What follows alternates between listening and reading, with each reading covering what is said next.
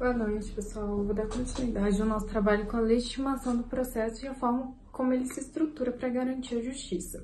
Muitas vezes a gente pensa que o processo ele é legítimo apenas quando ele chega a uma decisão final, mas não é bem assim. Ele também precisa ser legítimo pelos meios que ele utiliza. Essa legitimação ela decorre principalmente de dois pilares, que é o procedimento e o contraditório. Então, a gente vai começar a falar aqui sobre o primeiro, que é a legitimação pelo procedimento. O procedimento é como a espinha dorsal do processo, e ele é formado por etapas previamente estabelecidas em lei, que é o que garante a segurança jurídica em lei e a igualdade entre as partes. Imagine se cada juiz ele inventasse o seu próprio rito. Então, em uma cidade, o réu ele teria 10 dias para responder, para se defender, e em outra ele teria apenas 2.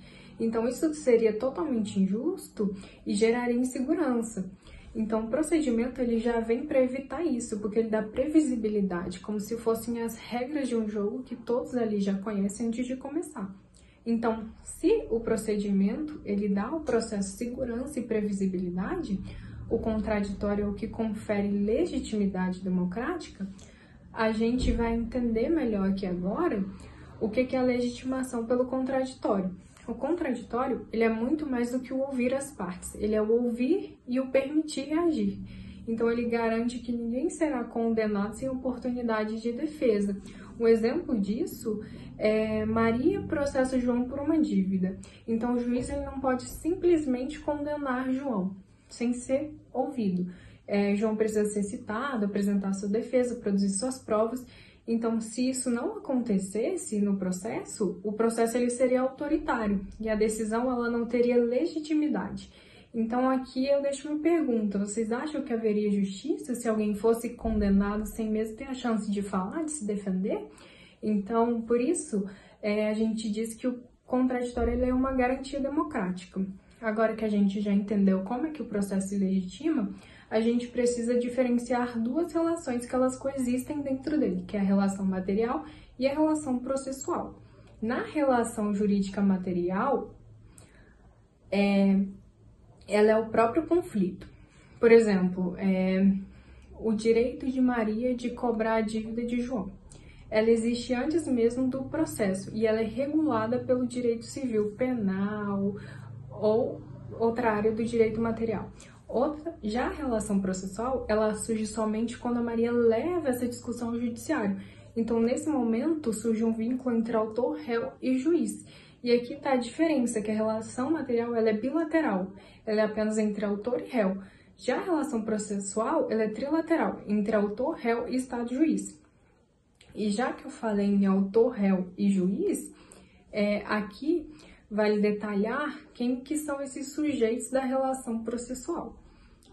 Nessa relação trilateral, a gente tem 3 sujeitos principais, que é o autor, que é quem provoca, né, a jurisdição, que é o chamado a se defender, é o réu, e o juiz é um terceiro imparcial responsável por conduzir o processo e proferir a decisão. E aqui é importante a gente destacar que o juiz ele não é apenas parte do processo, ele é apenas um sujeito, porque parte é quem tem interesse na lide, quem tem interesse direto, ou seja, as partes são o autor e réu. O juiz, se ele é imparcial, ele não tem interesse no resultado. Ele deve ser um terceiro imparcial sem interesse no resultado, justamente para garantir que esse processo ele seja legítimo. Mas, para que essa relação processual exista de forma válida, não basta só a presença desses sujeitos, basta que os pressupostos eles sejam atendidos, que são os pressupostos da relação processual. Então, esses pressupostos, eles são os requisitos essenciais para que esse processo ele exista e ele produza efeitos de forma válida. Que a gente tem o de existência, que entra a petição inicial, a presença do juiz e das partes. Então, sem esses documentos, não existe processo. Já os de validade são os que garantem a validade do processo. Então, no caso das partes, é necessário que elas tenham capacidade processual, ainda que elas sejam representadas quando incapazes. Já em relação ao juiz, a gente precisa observar 2 pontos, que é a capacidade. Então, o juiz ele precisa estar devidamente ali inserido no cargo, ser legalmente habilitado para exercer a jurisdição. E a competência. A competência não é competência no sentido de ser ou não ser capaz de julgar, mas sim no âmbito processual, que é definido pela lei, ou seja, ele precisa ser competente em razão da matéria, do território ou da hierarquia. Se o juiz ele não for competente, o processo ele pode até investir, mas a decisão ela será inválida.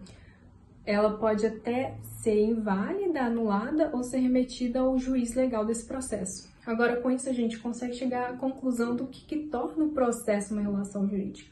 Portanto, essa legitimação do processo ela não decorre apenas da decisão final, mas também da forma como ele é conduzido, o respeito ao procedimento e ao contraditório e a previsibilidade e igualdade entre as partes. Além disso, a distinção entre relação material e processual e a correta compreensão dos sujeitos, lembrando que o juiz ele não é parte, mas sim sujeito imparcial. E a observância desses pressupostos de existência e de validade asseguram que o processo ele cumpra o seu verdadeiro papel, ser uma garantia de direitos e de cidadania. Começando a falar sobre as características da relação processual. A relação processual possui algumas características que não são exclusivas delas, mas quando estão em conjunto, ajuda a diferenciá-las de outras relações. São 5 essas características, que é a complexidade, a progressividade, a unidade, a estrutura triangular e a natureza pública do processo.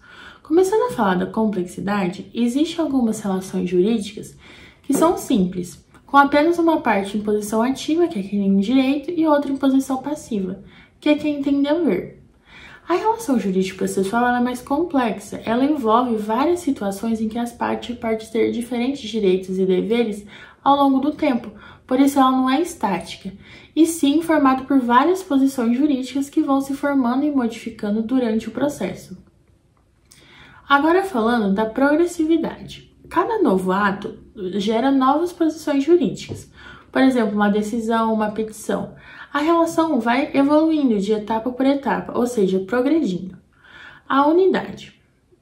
O processo, mesmo com essas complexidades e mudanças de posições ao longo do tempo, o processo é só um.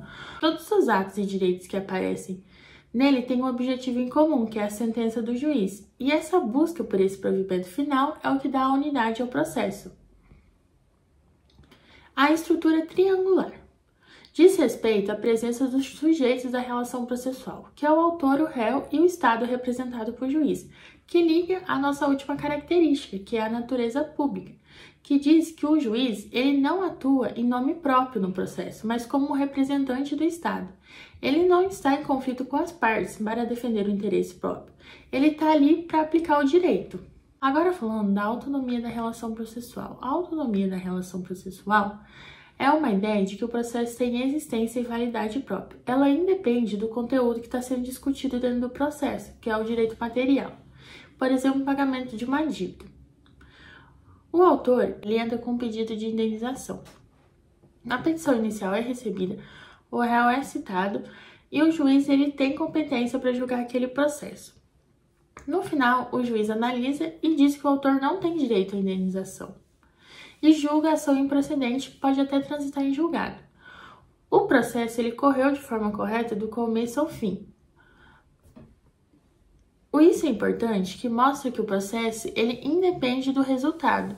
O que importa é seguir as regras processuais. Então, o juiz ele não julga o processo vendo se o autor tem direito ou não no pedido que ele fez. Ele julga o processo vendo se as normas processuais estão corretas. O início do processo. O processo, na prática, começa quando o primeiro ato processual é realizado. No antigo Código de Processo Civil, entendia que o processo só teria início com a citação válida do réu, mas a doutrina criticou essa interpretação, dizendo que era uma má redação da lei. Então, o Código atual deixou isso mais claro, dizendo que o processo começa quando a petição inicial é despachada ou distribuída em lugares com mais de uma vara. Agora, o fim do processo. Normalmente, o processo termina quando a questão em disputa é finalizada de forma definitiva. Isso pode acontecer de diferentes formas. Quando o juiz julga o pedido feito pelas partes, que é a sentença de mérito, ou quando a pessoa que ganhou o processo recebe o que ela tem direito, que é o cumprimento de sentença. Também tem quando é preciso forçar uma outra pessoa a cumprir a decisão porque ela não fez isso voluntariamente, que é a execução forçada. Mas nem sempre o processo termina do jeito normal. Ele pode acabar sem o juiz analisar o pedido, que é o sem julgamento do mérito. Isso acontece quando o autor do pedido abandona o caso ou quando faltam condições básicas para o processo continuar. O processo ele também pode terminar mais cedo, que é quando o juiz dá uma decisão rápida no começo, que é a chamada antecipação de tutela. Por exemplo, temos a liminar, mas mesmo assim o processo pode continuar para cumprir a decisão no final. Isso que eu falei é o fim do processo no âmbito do direito civil. Pensando agora no direito penal, existem algumas diferenças, que é entre a ação penal pública e a ação penal privada. A ação penal pública é aquela promovida pelo Ministério Público. O promotor ele não pode exigir citação por vontade própria. Nesse caso, o processo só pode ser encerrado sem o julgamento do mérito. Quando o mérito é julgado, o processo pode terminar, por exemplo, com a extinção de punibilidade, como ocorre nos casos de prescrição, ou seja, quando o Estado perde o direito de punir porque ele demorou demais para julgar. Já na ação penal privada, que é aquela proposta pela própria vítima, o processo pode terminar sem o julgamento se a vítima abandonar a ação ou não comparecer à audiência. Um exemplo disso é a perempção, que ocorre quando a vítima não cumpre as obrigações processuais, como não comparecer à audiência ou não dar um andamento no processo e perde o direito de continuar com a queixa. Na Justiça do Trabalho, o processo também pode ocorrer sem o julgamento do mérito, que é quando o trabalhador ele não vai à audiência e ainda sem dar uma justificativa. Isso acontece, o processo é encerrado sem que o juiz analise o pedido e o processo é arquivado. Agora, concluindo o nosso trabalho. Aprendemos que o processo é mais do que uma simples sequência de atos, já que isso seria o procedimento. Ele representa uma relação dinâmica entre o juiz, o autor e o Estado representado pelo juiz.